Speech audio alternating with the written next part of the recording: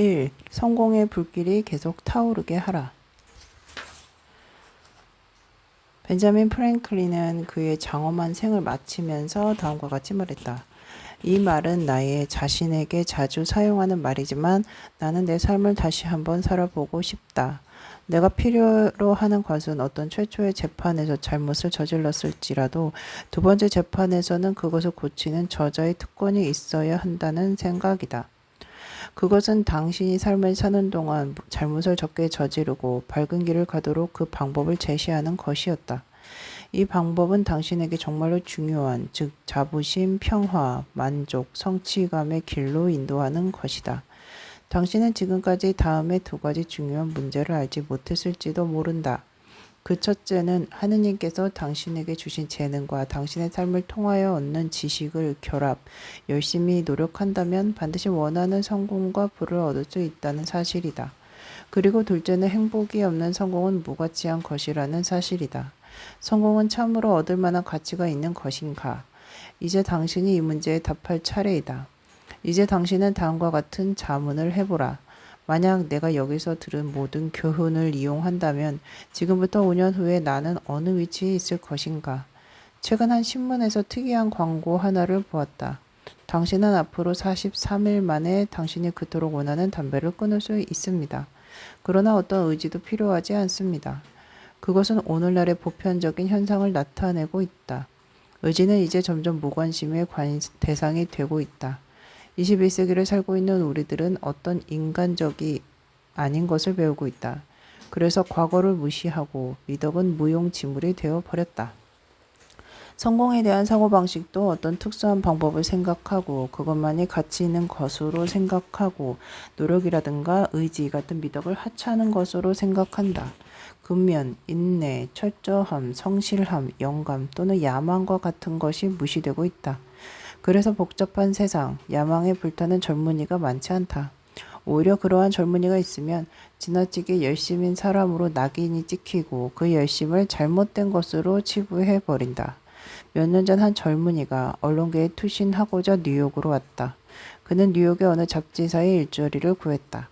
얼마 동안은 많은 발전을 해서 다른 사람들과 아주 잘 어울렸고 또 그들로부터 칭찬을 듣기도 했다.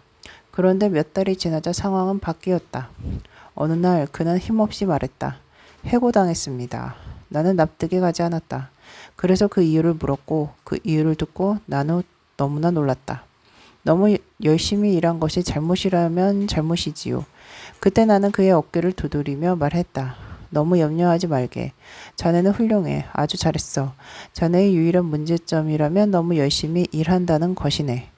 오늘날처럼 평범한 보통의 노력이 칭찬받는 시대에는 열심히 일한다는 것이 인기가 없는 것은 너무나 당연하다. 당신은 지나치게 열심인 사람은 아니다. 평범하게 보통으로 일하고 있다. 성공이라는 낡은 이미지를 구축하기 위한 야망이 당신에게는 없다. 그런데 성공을 비웃는 바로 그들이 성공을 위해 필사적으로 노력하고 있다는 사실을 당신은 모르는가? 참으로 아이러니컬한 이야기다. 학생들이 성적을 올리기 위해 열심히 노력하는 것을 원하지 않는 교사도 있다. 그럼에도 불구하고 그 교육자는 매년 $2,000의 과외 수입을 올릴 수 있는 교육위원회의 감투를 쓰기 위해 온갖 노력을 다하고 있다. 현대 심리학을 배운 20대의 젊은 부부가 있다. 그들은 자신의 자녀들이 너무나 물질적으로 야심에 가득 차기를 원하지 않았다. 그러면서도 자녀들이 커서 좋은 결혼을 하고 의리의리한 저택에서 살 수 있기를 희망한다. 오늘날의 40대의 부모들이 가진 소망과 별로 다를 바가 없는 것이다. 이와 같이 우리가 입으로 말하는 것과 실제의 생각과는 많은 거리가 있다. 물론 거기에는 그럴 만한 이유도 있다. 최근 몇십 년 동안 성공에 대한 지나친 강조는 참된 성공의 방향을 제대로 제시하지 못하고 있다. 오히려 성공에 대한 잘못된 생각만 심어주는 결과가 되었다. 우리는 어린아이를 목욕물과 함께 버리는 오류를 범하고 있다. 그러면서도 양자의 차이를 알지 못하고 있다. 물론 우리는 모두 행복이 없는 성공은 잘못된 것임을 알고 있다. 참다운 성공 법칙은 항상 불변이다. 그것은 좋은 법을 어기는 사람이 있다 할지라도 역시 좋은 법인 것과 같은 이치이다. 성공 역시 때로 진실이 가리워질 때가 있다. 하지만 성공은 믿을 만한 목표이다. 많은 사람들이 거짓에 속아서 참된 성공에 이르지 못할 뿐이다. 건강한 정신의 4가지 요소. 미국의 심리협회가 한 세미나를 개최했다. 그 세미나의 주제는 건강한 정신이었다. 즉, 건강한 정신이란 무엇인가에 대한 올바른 정의를 내리고자 했던 것이다. 그 세미나에서 캘리포니아 대학의 프랭크 바론 박사는 이렇게 정의를 내렸다. 건강한 정신이란 다음 4가지 요소가 있어야 한다. 첫째, 인격과 성실. 둘째, 지성. 셋째, 목표 설정의 능력과 그 목표를 향해 지속적으로 노력하는 능력. 넷째, 현실 가능성을 판단하는 능력이다. 인간에게는 최선의 노력을 다하고 그것을 잘하는 데에 대한 만족감을 느끼는 능력이 있다. 우리는 자신의 가치를 느끼고 우리의 자존심을 성공이나 직장에서의 능력이나 지위와 연결시키려고 한다. 아마 그러한 것이 없다면 우리 인류는 아직도 우마차를 타고 다니며 지팡이를 짚고 동물 가죽을 입고 다녔을지도 모른다. 내적 만족은 성취감에 대한 보상이다. 바로 그것이 우리로 하여금 최선을 다하게 하는 에너지다. 요즘은 보통 사람의 시대이다. 그것은 금세기 초 전쟁과 불황 그리고 사회의 재편성에서 비롯된 말이다. 그러나 남은 후반은 능력 있는 사람들이 대우를 받는 것이다. 능력은 사회적인 지위나 특권을 갖게 하는 요소이다. 그러나 부의 부속물은 아니다. 돈으로 살 수 있는 것도 아니다. 능력은 모든 인간이 태어날 때부터 갖고 있었던 것도 아니다. 지위가 높다고 해서 지위가 낮은 사람보다 더 능력이 많은 것도 아니다. 능력은 모든 사람에게 공평하게 주어진다. 성취감은 인생의 활력소이다. 우리는 지금까지 성공을 회피해왔고 실제로 우리 시대와 문명의 위기에 집착하여 잘못 인식하고 있다. 우리는 민주주의를 평범한 것으로 잘못 생각하고 있다.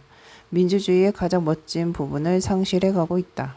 그리고 개개인에게 최선을 다할 수 있는 자유와 기회를 상실하고 얻을 수 있는 최선의 것을 얻지 못하고 있다.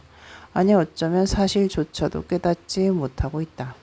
프랑스의 작가였으며 철학자인 안드레 말라우스는 우리 시대의 새로운 척도로서 다음과 같은 말을 제시했다. 인간은 성취하는 존재이다. 사실 성취감은 인생의 활력소가 되고 있다.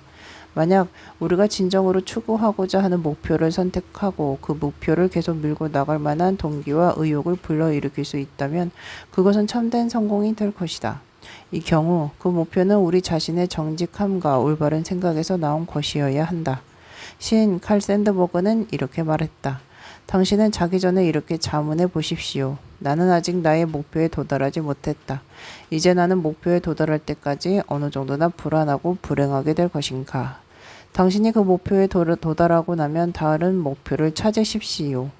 그 말은 당신의 인생의 좋은 길잡이가 되며 성공을 위한 귀중한 조언이 될 것이다. 성공은 결코 배타적인 것이 아니다. 자신의 목표를 선택하고 그 목표를 계속 밀고 나가는 사람에게는 성공의 문이 열려 있다. 그런 확신을 가질 때 인간은 성장하고 거기에서 새로운 인격이 탄생된다. 인생의 궁극적 목표는 인간의 정신을 보다 좋은 방향으로 개발시키고 보다 훌륭하게 하는 것이다. 인간의 궁극적인 성공은 물질적인 결과에 있지 않다.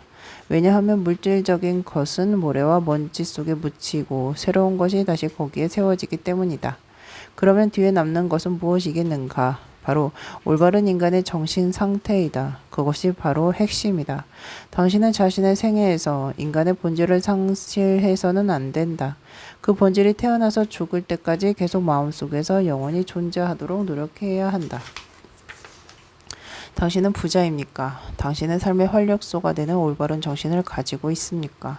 당신은 성공했습니까? 당신은 성공의 불길이 계속 타오르게 하고 있습니까?